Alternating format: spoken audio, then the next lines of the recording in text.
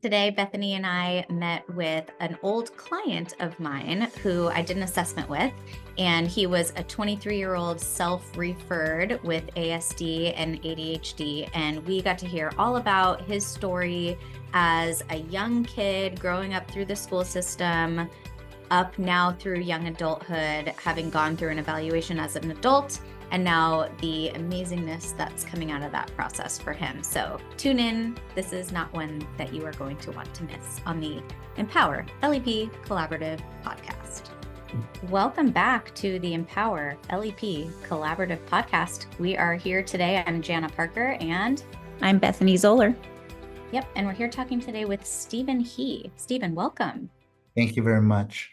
You are welcome so much. I want to give a little bit of history to our listeners as to how we got to interview Stephen today. This is a real treat because it is not often that educational psychologists get to talk like this with clients, nor do we often get to see adults, quite honestly, who can speak like you can speak so eloquently about your own history, kind of going back in time and working with different school psychologists and the different experiences that you've had through life that led you to the point where you got to my doors as a 23-year-old young man who self-referred for assessment after having been in the system for quite a while, but not as an adult. And so it took some real strength and self-advocacy for you to refer yourself for assessment as a young adult.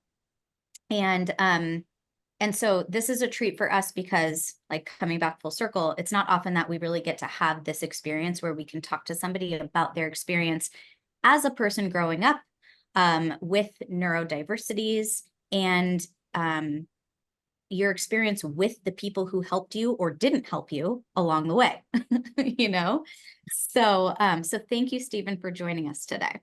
You're very welcome, Jenna. Thank you. So Stephen is a client he was a client of mine, but now, and we did some assessment, and now he is a client of my executive function coach. And they have been working closely together on a number of things. And from the evaluation, that's been one of the things that's come out of it. And there have been some others that Stephen will talk about. But he has prepared for this, and I think we're ready and we feel good about it. And so, Stephen, you ready to get going and I can ask you some questions? Let's do this. All right, let's do this. Okay, so Stephen, our audience consists mostly of licensed educational psychologists, so people who do what I do. So we are very interested in hearing about different things about your experience really going through special education. So if you could please talk about your history and your experience as a child who had autism spectrum disorder and undiagnosed ADHD as you went through our special education system. Yeah, so during the elementary school years, it was a really rough experience for me. During that time, I didn't know how to communicate, and people weren't really trying to help me communicate when I had a problem. They really just saw me as a quote-unquote behavior kid, and they just, for lack of a better word, just want to push me through the system and just didn't really took the time and try to really help me. An example of this was a teacher did yell at me to take a break instead of trying to determine why I was dysregulated. During the elementary school years, I was definitely restrained a lot appropriately. Definitely, I was a danger to myself, a danger to others, and it was the very last possible option. And then I also did have the police called on me as well. I flipped furniture, threw things, and I even bit the assistant principal, which led to the police being called. And because of that, yes. Can I ask why? Like, do you remember why you bit the principal? I think I did ask my dad about this when I was preparing for this, and he was like, he couldn't, if memory serves us right, I think the assistant principal, God bless his heart, he's very nice. I think I was being a danger to myself or a danger to others. I restrained him. Oh, no, not I restrained. He restrained me, appropriately, physically. And then I guess I was trying to get out of it and I bit him. Hmm. Um, So it's kind of a way of communicating.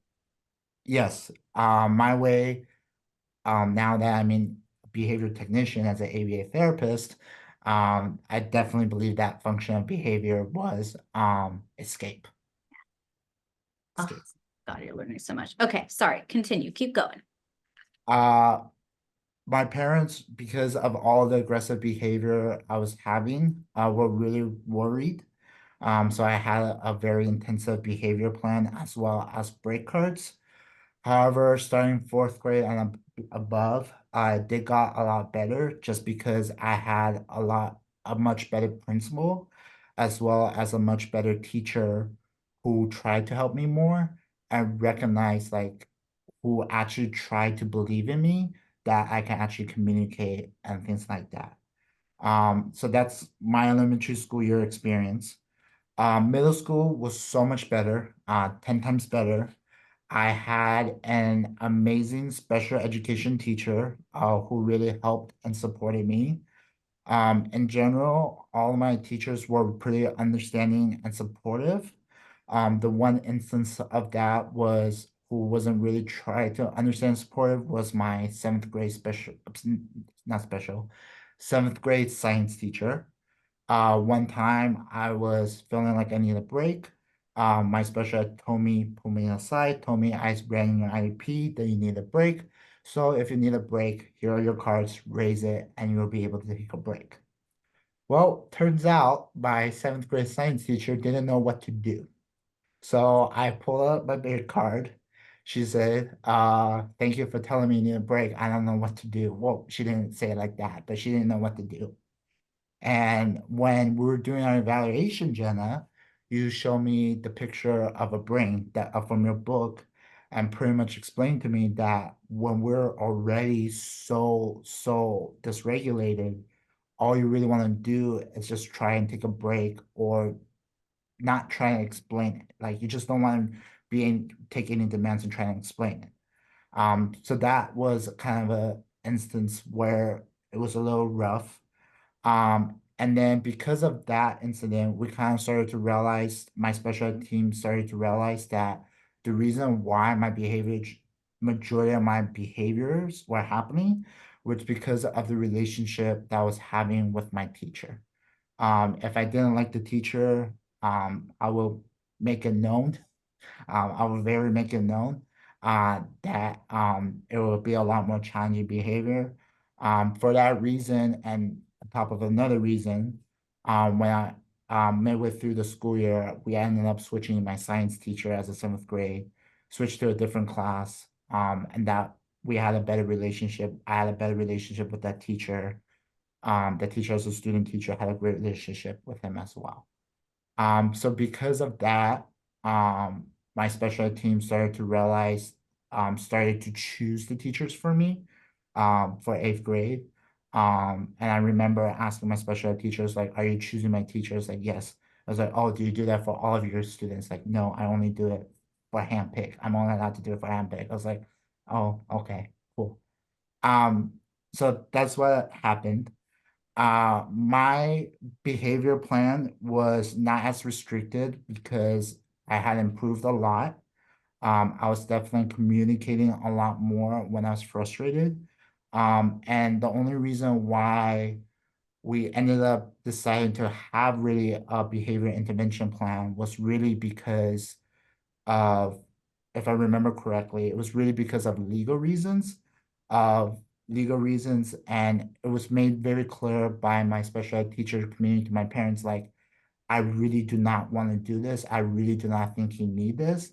And he's already meeting his goals for his IEP goals for behavior goals. Like, I just don't think he needs this. But unfortunately, because of legal reasons, we still have to do this. But it was very less intensive. Um, very less intensive. And then in seventh grade, I was in a self-contained English class. But in eighth grade, I was able to be in an integrated class that was taught by a gen ed teacher and supported by a special ed teacher. That was my very first time, at least for English, being in a very less restricted environment. And that was really when I kind of opened my eyes up a little bit about benefits of inclusion and being the least restrictive environment as possible. Yeah. It boosted my confidence a lot. The teacher hold me accountable. It boosted my confidence a lot more. High Yeah. school was definitely a lot more challenging because of things definitely happening at my home life. I had increased challenging communicating with my family, especially with my mom. I had less support in high school because it was a private school. I only had accommodations, no special ed classes. And then I think, and then my experience will probably be a little bit much worser, even if I were to go to a high school where I had special ed classes. Just because when I did tour the public high school and I shadowed the public high school, I just got the sense that the teachers didn't really care. Um, I only say that for the general ed side of teachers. I did have an interview. My family did end up interviewing the special ed teacher at my local high school, and you can tell she was trying her best. But at the end of the day, like it was because of the least restrictive environment. I was going to be in general ed classes, and so if I were to go there, it would be really hard. Were the high school classes at the private school smaller, you think, in like the amount of kids who are in the classes? Definitely, Okay. Okay. So it was definitely. like, okay, so was that the only reason that you guys made the switch to private school for high school, or were there other reasons? Um, I think that was part of the reason, and we realized, I think we made that switch because we realized all of the teachers there weren't as good. But then newsflash, we were so when we went to private school, there were also unfortunate teachers as well. Yeah. Um, Newsflash. But we felt like because of it was a private school, you know, there was less red tape, so to speak, to go through.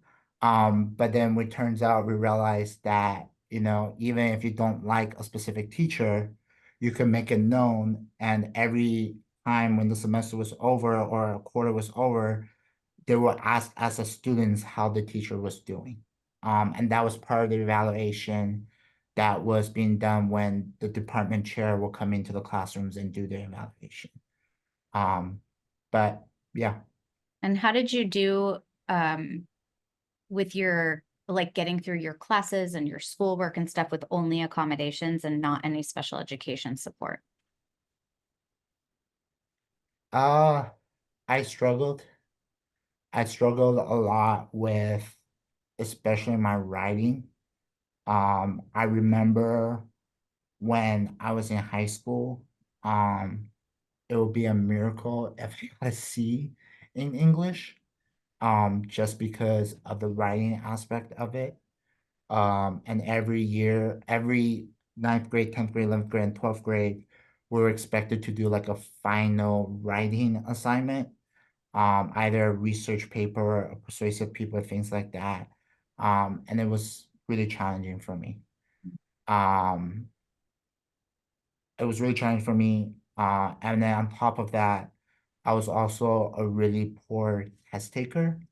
And so my junior year of my high school, she kind of started to realize, you know what, I really do think that you understand the material, like your participant in class is a little strong word, but in class you're engaged and things like that. It's just not showing in the exam. And that was part of the reason why I self-referred myself was I genuinely felt like I understand the material, but when it comes test day, I wasn't able to show my mastery of the material on that exam. Right. Right. And you know, in college, I had a professor where it was a very traditional learning method and it was all quizzes and exams.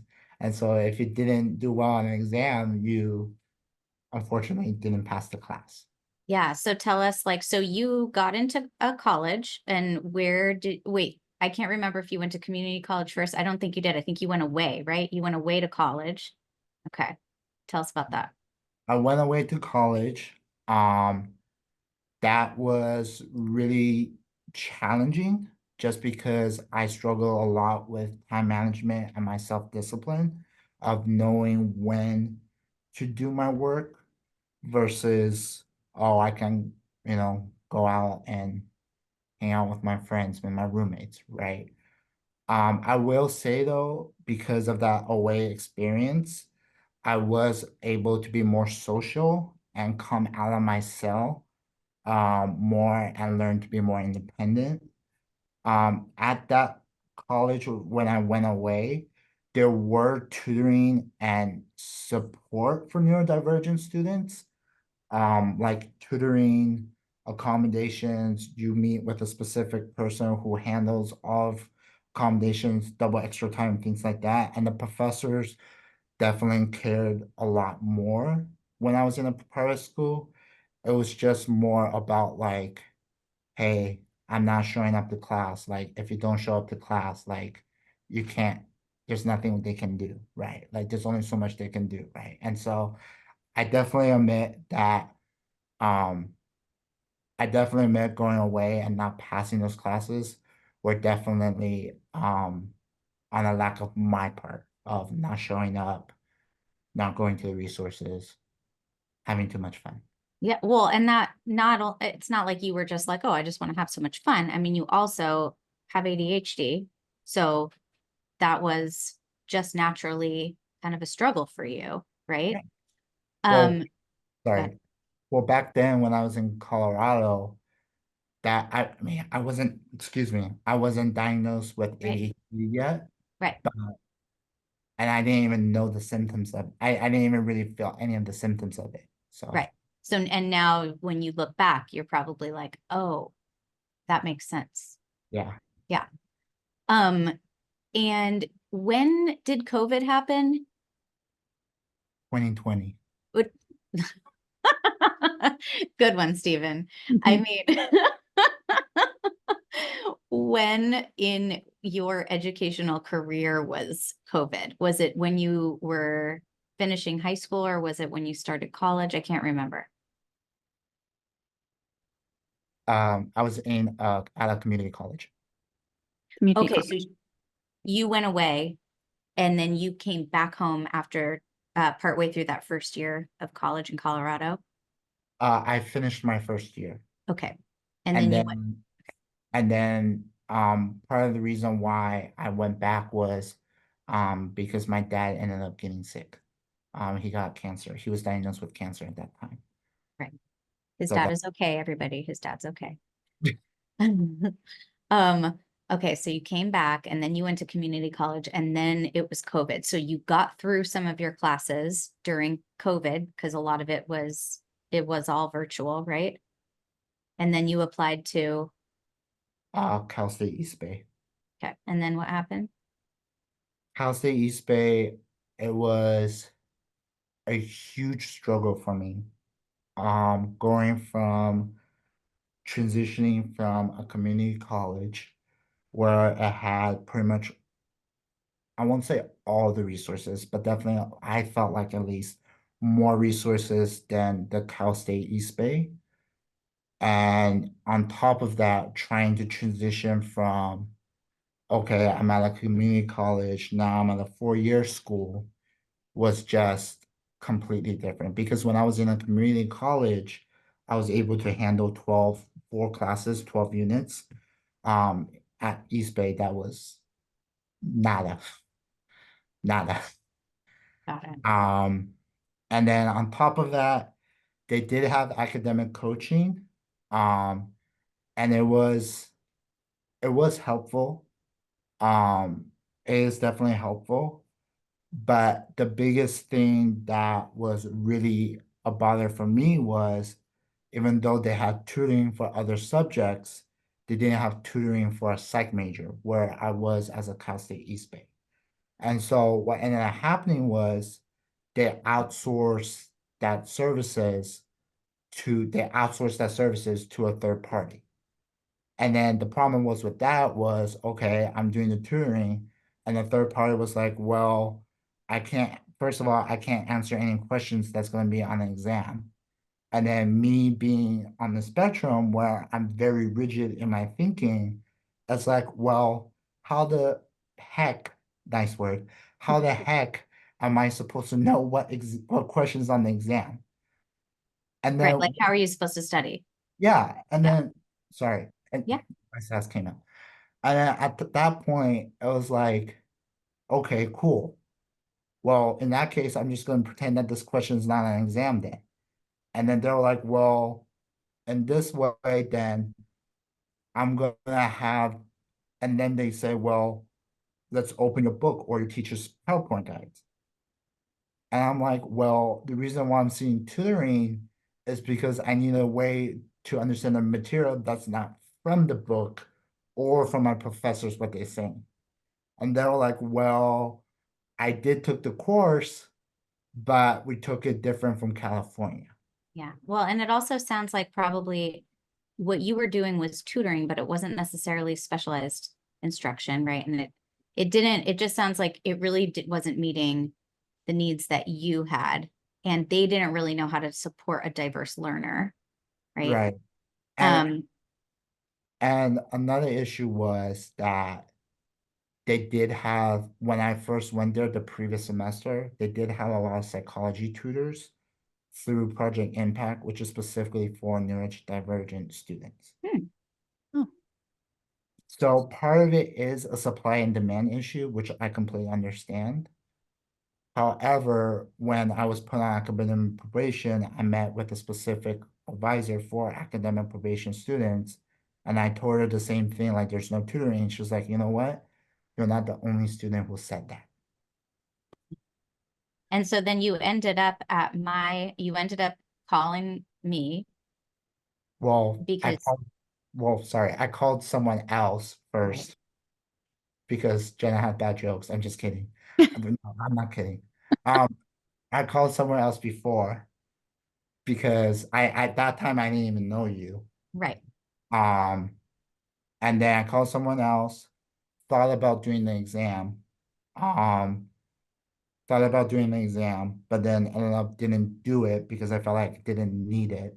And there's a factors of at home, mom wasn't paying for it, mom wasn't supportive of it. So that's part of the reason. And then after that, I went back to school again, took 2 classes, recognized this ain't working. And then I Google searched psychoeducation evaluation or somehow, and then I found you. And then Bethany, to put it in context, I'm actually very lucky that I called at that point. Oh, not lucky. I'm very blessed to call at that point because Jenna wasn't supposed to pick up the phone. She was actually in between intake specialists. So when I called her, it was actually, we just, connected, kicked it off. She was like, who is this kid? What am I gonna do with this kid? I don't know. Right. And so she was like, okay, cool. I guess I'm gonna work with you. So we did. So, Stephen, do you think that you would have been as willing to get started working at Mind by Design if you hadn't talked to Jana first? If you'd gone through like a receptionist type person? What if you talk to Jessica first? Knowing now, I think I would be a lot more comfortable because I heard your previous podcast episode where you have an intake specialist and you specifically train them to handle the verbiage and things like that. So now knowing that, I'll feel more comfortable. Um, but before then, it's like maybe maybe, but maybe, because I'm a firm believer of just because my health insurance through Kaiser, um, and I go through a receptionist of Kaiser, and that's usually like first impression, right? They're trying to like, especially if it's a private practice, they want your business, right? They want you to go there, right? So they're obviously going to be like, oh, this is how it is, first impression kind of thing, right? But knowing Jessica now, I'll definitely still go to Mind Besides. But before then, I'm not too sure. I might have called somewhere else and looked somewhere else first.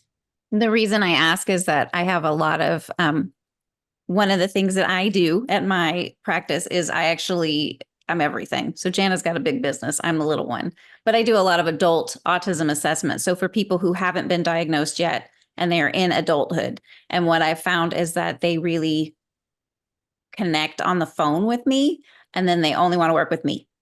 And so, and that, and I can kind of talk them through the process and things like that. So I've always wondered if I'll lose that connection, because something that stood out to me, Stephen, as I've listened to you talk, is those relationships have been what counted from early childhood all the way until picking up the phone and connecting with Jana and having that connection.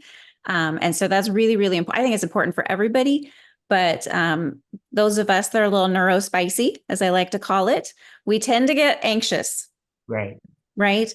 And so having that familiarity and that connection with people can really overall reduce that anxiety. So I ask purely for my own business purposes as to whether or not it would be good to have somebody else answer my phone. So you're helping me do market research. You just didn't know. Oh, Thanks, Stephen. darn.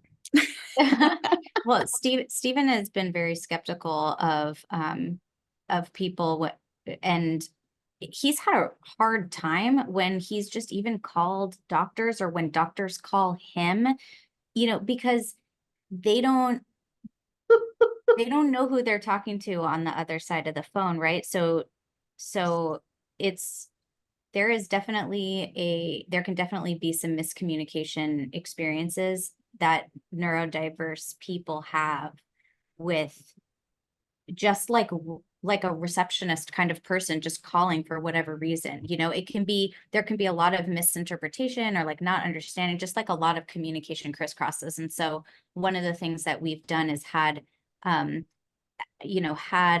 someone, when Stephen has had to call doctor's offices and such and make appointments or talk to psychiatrists and things like that, we've had somebody else on the phone with him, supporting him so that they can help him navigate those conversations and have a different perspective that maybe Stephen's having at the time. And it's been really, really helpful. And it's really brought to light for me just how hard navigating adulthood is anyway, but especially if you have a neurodivergent brain, and you're just thinking about things in a specific way, and then somebody else is talking to you in a different kind of way, and it just can really be difficult. To really add on to kind of both of what you said, like I was a swim instructor before I came into ABA therapy. Part of the name of the game as a swim instructor, especially when you're trained in multiple roles, not only just to be in the water, but front staff to manage the pool deck, and for a short time, I was an assistant operation manager, is that things can change like that. Oh, I guess the kid pooped.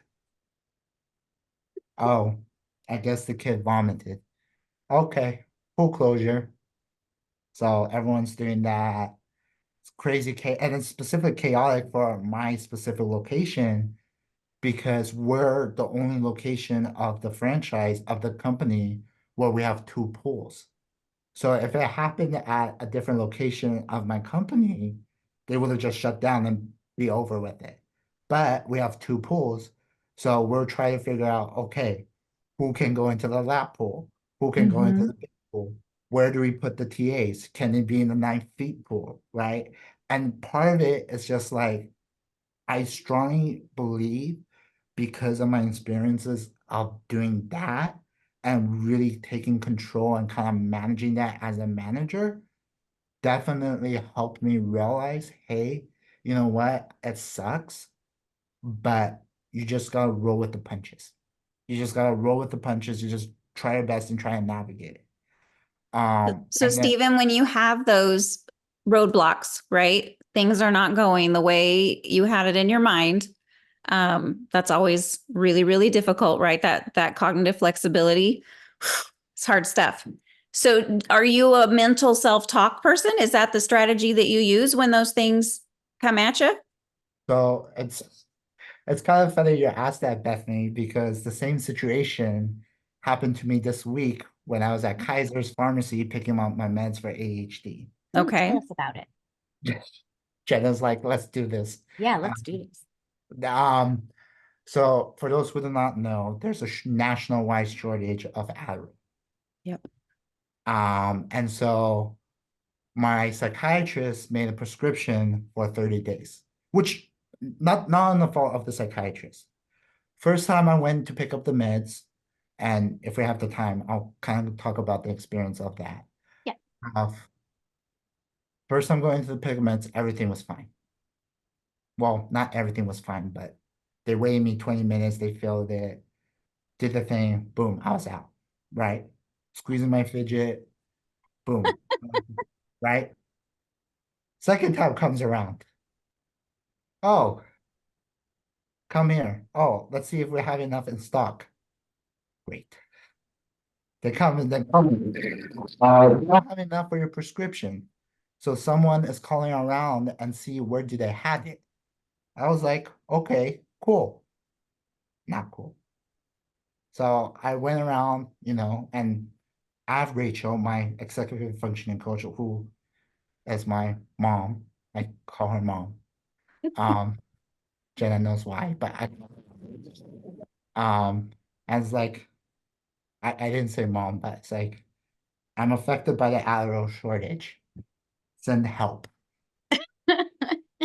And she texted me back and she was like, let Dr. Chava know he can adjust his prescription. But I didn't see that. And so then there was this very nice lady who was honestly very nice. And me being neurodivergent, we don't have good experiences usually with trying to communicate with neurotypical people, especially in X, Y, and Z. I'm sure you can Google search and there's a lot of things that come up on that area. So I was in this pharmacy tech, who I thought was a supervisor, by the way.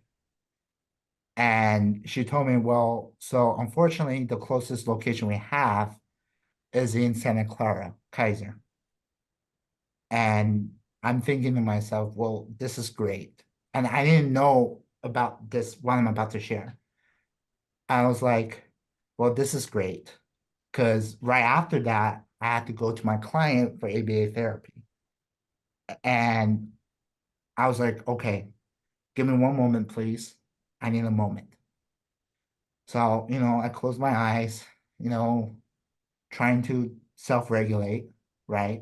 And being on meds has helped me calm down when I take deep breaths. And I was like, this is not working. Okay, time to grab the fidget.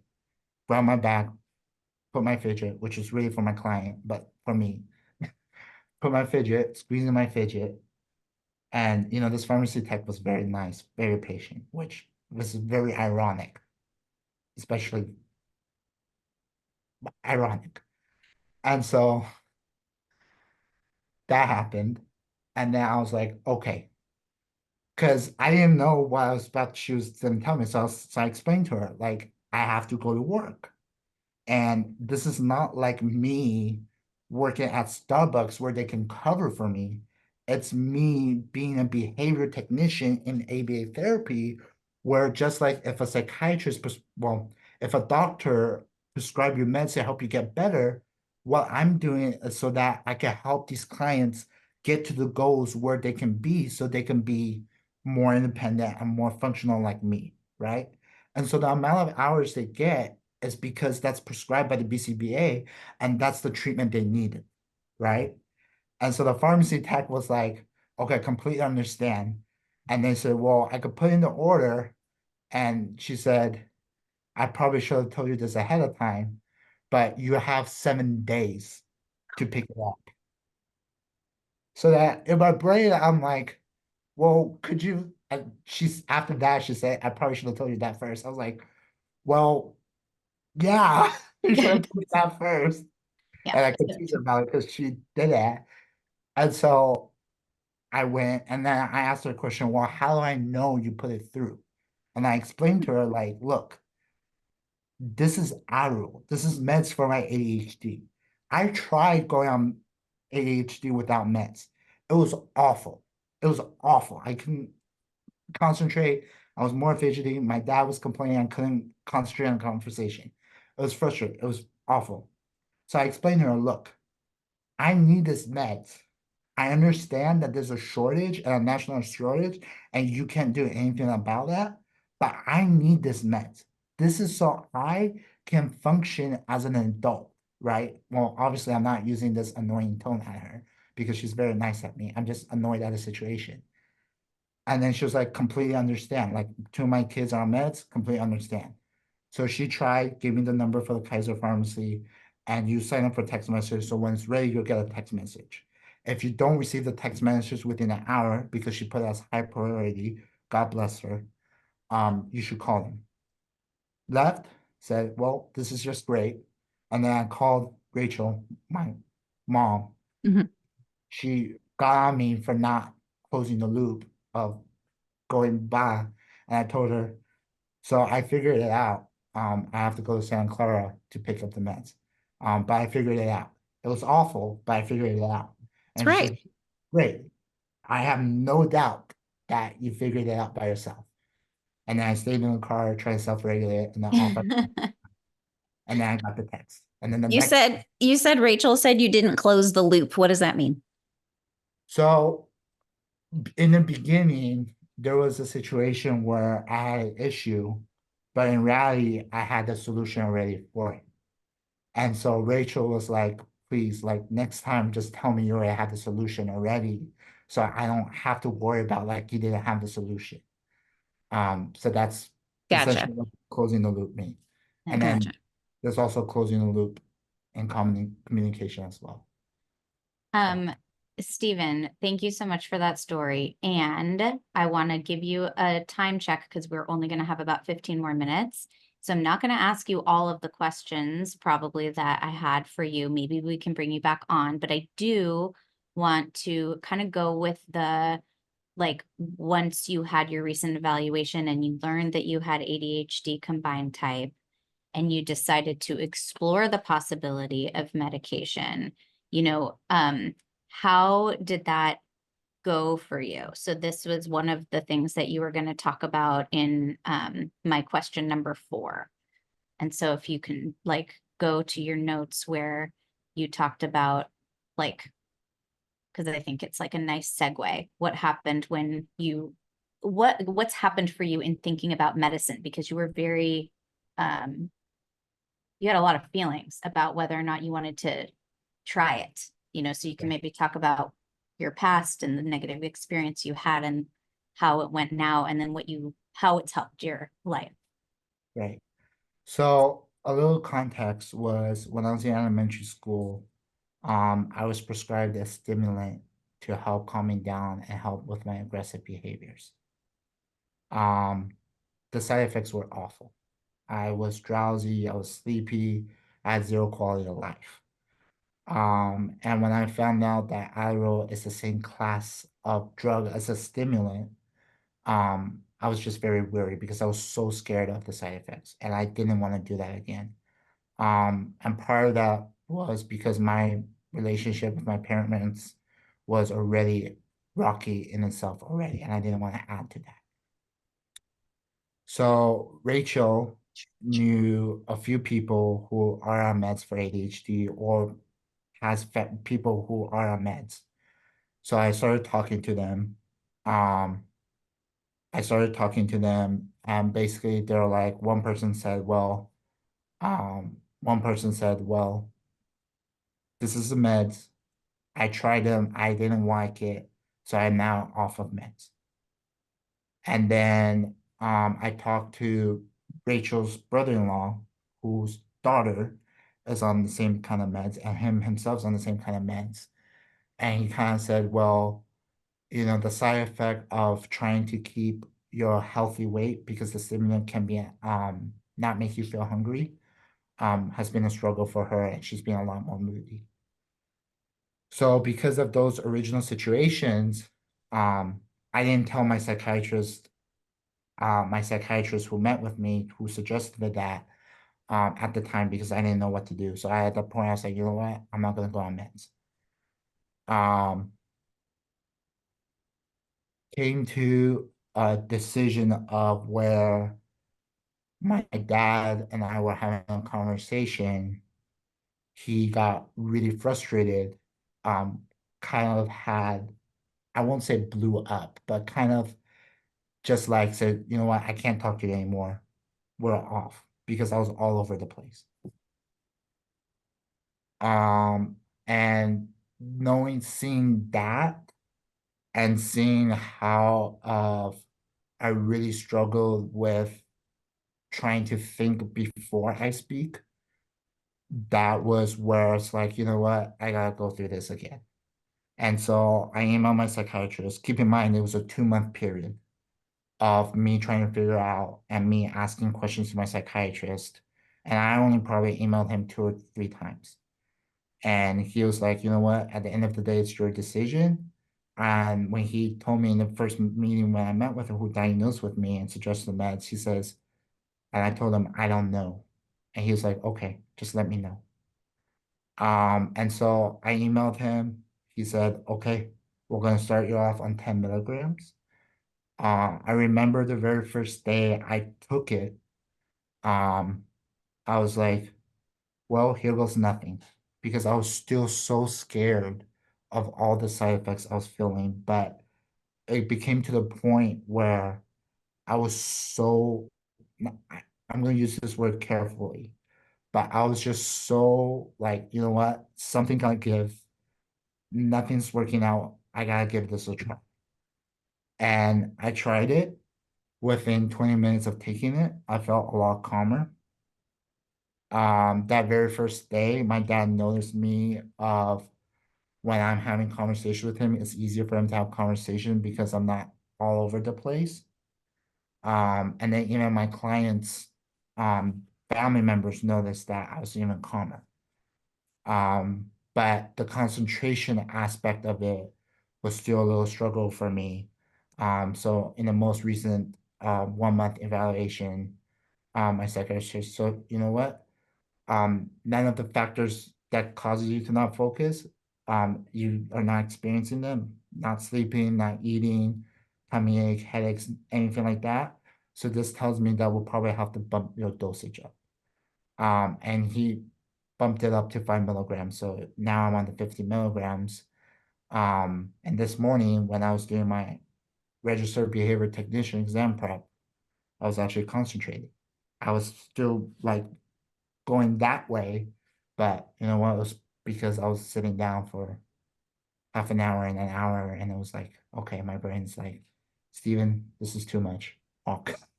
I can tell, Stephen, just talking to you and having this conversation with you now, like I can tell how much your thought process is more linear and you're having an easier time getting your thoughts out than you used to.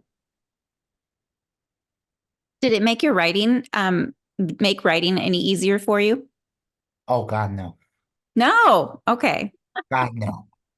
I was like, sometimes having that ability to kind of slow the thought processes down. Well, you gotta realize that Jana diagnosed me with a specific learning disability for writing, specifically written expression. Mhm.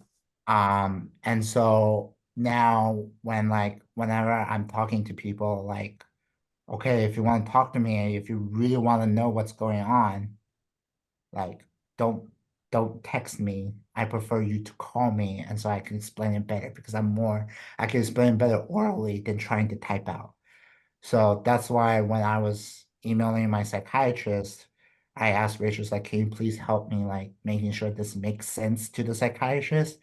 Because perception is important in education. and also in healthcare. And so if you say it this way, they think it's that way, but in reality, I want it this way. And so they didn't get there. And so we're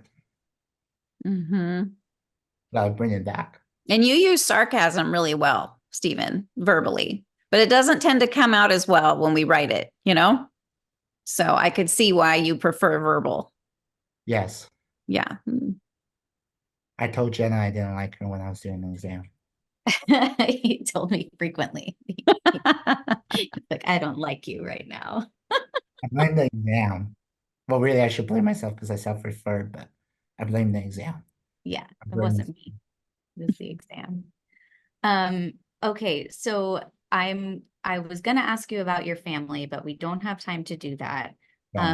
I would like to skip to the fifth question, which is what advice would you give to someone who had a similar experience to your own? And then I want to hear about what's different in your life now.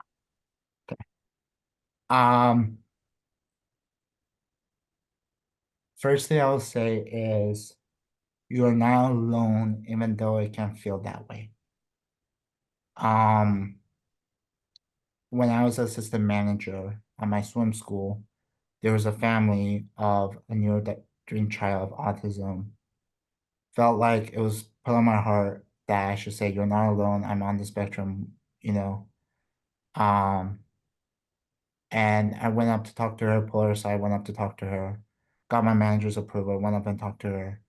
And she cried and she said, thank you for sharing because I feel so alone. And to this day, I'm getting a little emotional. To this day, it still surprised me of how autism is such a widely known diagnosis, and yet we still feel like we're all alone. Right? And I mean, Jana and Bethany, you're licensed psychologists, this audience is licensed psychologists. You know the support that's out there, right? But if you go through the support system, especially outside of the school, and it's not covered by insurance, there's a long wait list and it's very expensive. But that's because you charge what you charge. That's nothing against that. So that's the first thing I'll say. And because of that experience of me as an assistant operation manager, I will also say to neurodivergent parents of is to embrace your child for who they are and not for what you lost. And slowly you start to recognize that, you know what, it is going to be a long journey, but it's going to be a light in a very dark tunnel. I see probably the most frequent question they ever ask me is, since I'm on the spectrum, is, when did you become verbal? When will my son fully speak it? And then Rachel had the perfect explanation, and I'm stealing it, is, you gotta realize, like, I don't know the answer, and I'm sorry I don't know the answer. But you also gotta realize and try to realize that try and think about of all the improvements that he made so far, that your child made so far. And there is improvements that you made so far. In this 2 months that I saw with my client, I already saw so much improvement already. And it's very, very hard to not compare because I think, and not to blame any parents, every parent just wants to have a normal life. Have a normal life, have a normal life. But if you compare it to their kid, it's not going to help you because every kid is different. And oftentimes what I experience when they're comparing is they're comparing to a neurotypical child. And a neurotypical child and a neurodivergent brain is two very different perspectives. two very different things. Mhm. Well, that was powerful. Yeah. I should be a Um, speaker. you should be a what? I should be a public speaker. You should. You should go do some keynotes. Honestly, You should we'll invite me work on to. that. We will do that. We will work on that. Um, talk, a little bit more to ask you. So kind of talk briefly about how your life is different now that you've gone through this adult evaluation process and what kind of supports you're using. And then I want to know, talk a little bit more about your new job as well. Oh, I guess. Um, Before knowing why I was really struggling, I had thoughts but didn't really know why. I had several conversations with my primary care doctor at Kaiser. She was like, "Hey, have you ever thought about getting diagnosis of ADHD or getting an ADHD evaluation?" So that's kind of where the conversation started. Um, After this evaluation, I have just much more clarity. As I share my experience, being on meds has definitely helped me so much more. The support system that I'm exploring now is educational coaching, executive functioning coach and support. Learning how to help myself has been really valuable to me. Having someone else who helps me advocate and communicate with others about what I need has also been super helpful, especially when I don't understand things or am not sure what would be helpful. So having Rachel kind of like being a second person to bounce ideas off and knowing the struggles of a neurodivergent person because of her background, she was like, okay, try this, try this, try this. And then she can kind of like, she's more patient than my parents. And she's like, help me. She's like, cool, make good decisions. Yeah, and you've been working on uh making decisions like going out for different employment opportunities. And so you've landed yourself right now, as you were saying, a behavior technician doing ABA therapy. Tell us how that went and what that's been like. Um, Briefly, of course, because you have just a few minutes. Not nice, Jenna. I know. Um, it's going very well. It's been very challenging because you start to see like, because the client I'm working with had like the majority of the behaviors had the same exact behaviors I went through when I was in elementary school. And so it's like, oh, it's a full circle now. And then you start to notice yourself. I think Bethany, you mentioned this on the podcast as well. Like, when you deal with situation working with kids with challenging behaviors, you start to realize how not necessarily how exhausting it can be.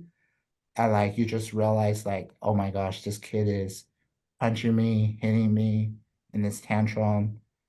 One time my client hit me on the head out of nowhere. Um, Oh, it's okay. I got used to it. I didn't get used to it, but I will get used to it eventually. Um, and it's like, wow, this is very challenging. And especially having to keep control, yes, right, over yourself. yes, You have to kind of squash down those natural, that reflexive bad, thing. Yes, right? yes. So And good for you. well, I'm working on that. No, but I Um, mean, like you're getting a lot of great practice. So, and it's like in the back of my brain, I start to recognize like I'm crunching my teeth. I'm like, client, you're bugging me. Stop. mhm. My That's a patience. that's a really good, it's just really interesting for you to just be going through this experience, getting to learn about and support other kids who've gone through similar experiences. It must be challenging and powerful for you. It is. Yeah. Um, Definitely great experience. And it's talking with neurodivergent parents has been eye-opening as well. Yeah. Well, Stephen, we have to wrap up, but one of the cool little anecdotes that I'll just say right before we close is that as I was reviewing Stephen's previous, IEPs and psych reports with him, which was also, just like super interesting. One of my previous colleagues and close friend evaluated him when he was 8 years old.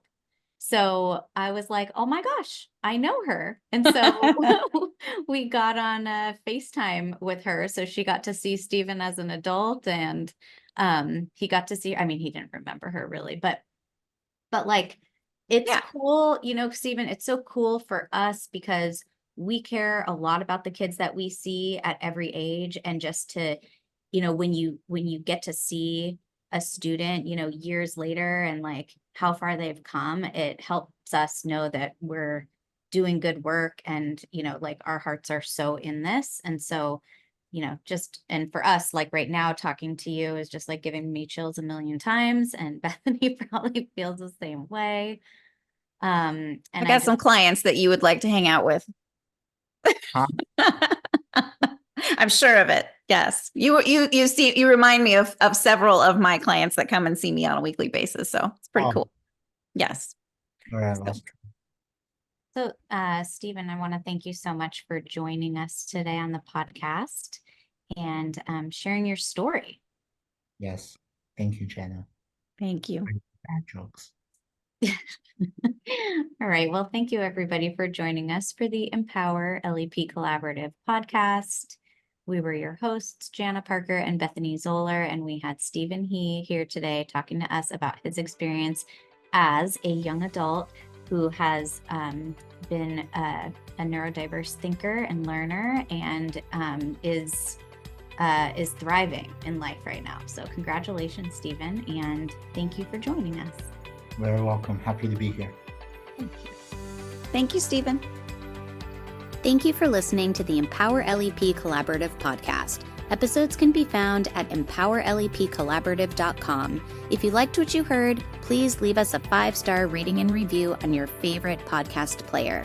If you'd like to be a guest on our show, or if you have any questions for us, don't hesitate to connect. We would love to learn more. Jana can be found at jana@empowerlep.com, and Bethany can be reached at bethany@lepcollaborative.com.